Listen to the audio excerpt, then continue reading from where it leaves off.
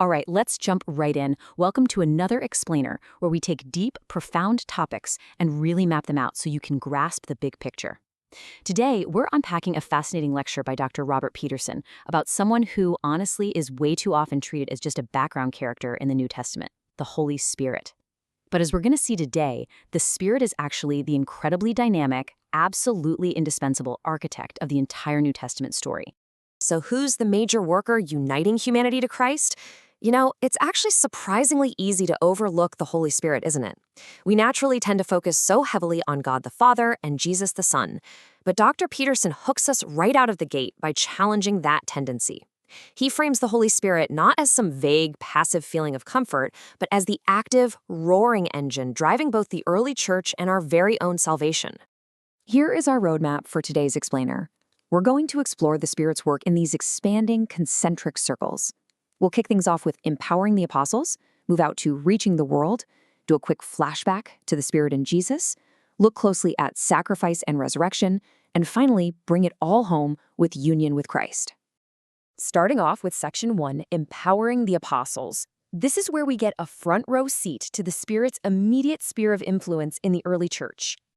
What's absolutely fascinating here is just how specific and strategic the Spirit's actions were. We're not talking about a passive presence. He was a literal voice and director. Dr. Peterson points out that when the apostles faced intense persecution, they were told, hey, don't worry. The Spirit's going to provide the exact words and irresistible wisdom right in that very hour. And he was a master tactician too. Take the Macedonian call in Acts 16.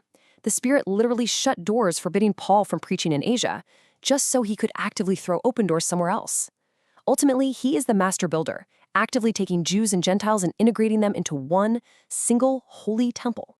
This dynamic is just brilliantly captured in this famous quote from the Jerusalem Council in Acts 15. It has seemed good to the Holy Spirit and to us. I mean, wow, this wasn't just a board of directors making a human business decision. This highlights an incredibly tight, cooperative partnership. The Spirit actively led the apostles to make wise, unified decisions for the church. But of course, that mission was never meant to stay locked in a small room of apostles. Moving on to Section 2, Reaching the World, and how the Spirit actively convicts humanity. The Spirit's mission extends way beyond that immediate circle, to the entire globe. Looking at John 16, Jesus outlines a very specific, step-by-step process the Spirit uses to reach us.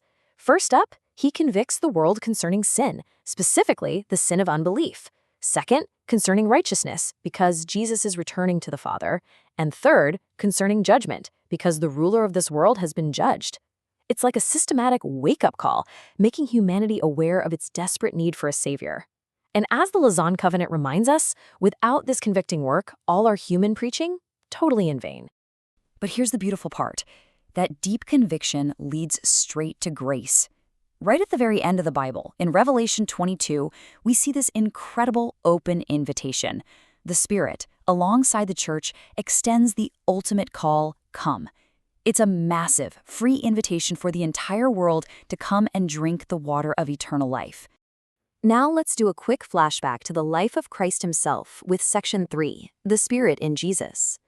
Because it turns out, even the Son of God relied entirely on the Holy Spirit's power for his earthly ministry.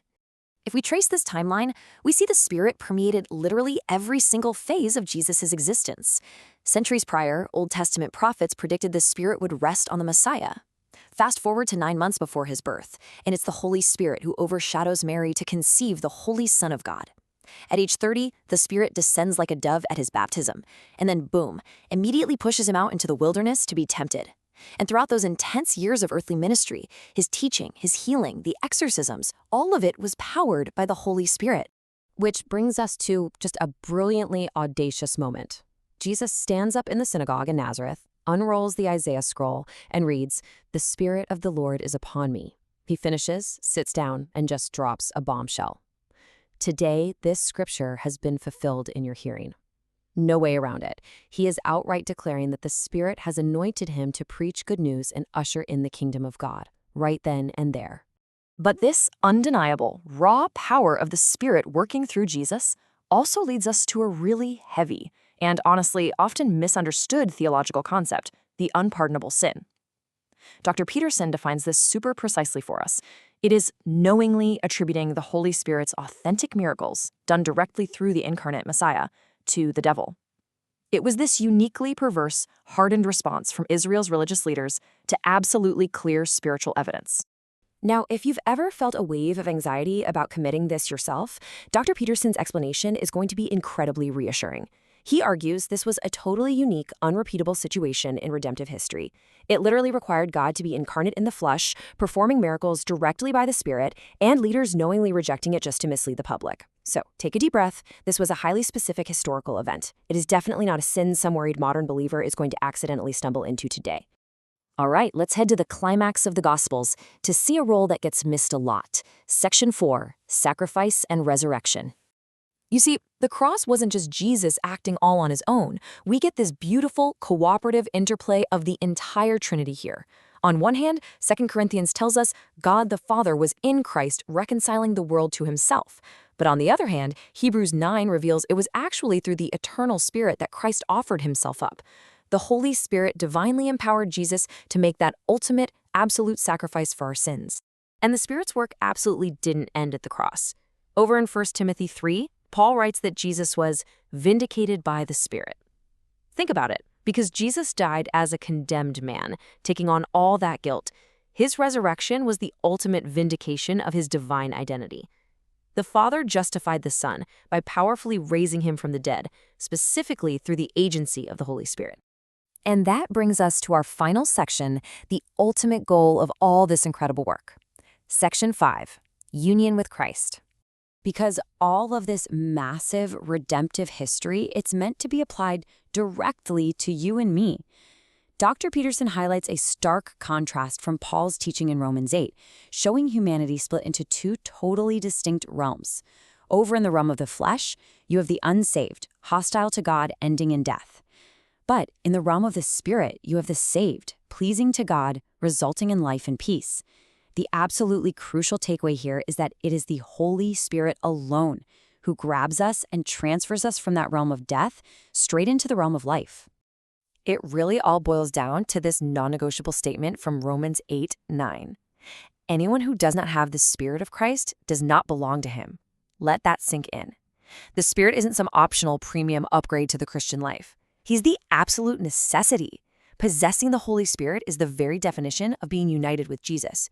He's the one who brings about our regeneration, our justification, and ultimately our future glorification, the whole shebang. So as we wrap up today's explainer, I want to leave you with a pretty provocative question. If the Holy Spirit is the vital bond uniting us to Christ, if he's this hidden architect who empowers, convicts, and literally transfers us into life, are you living in the realm of the flesh or the Spirit? I really hope this journey has given you a ton to chew on and leaves you hungry to dig even deeper into what it means to truly be united with Christ. Thanks so much for learning with me today.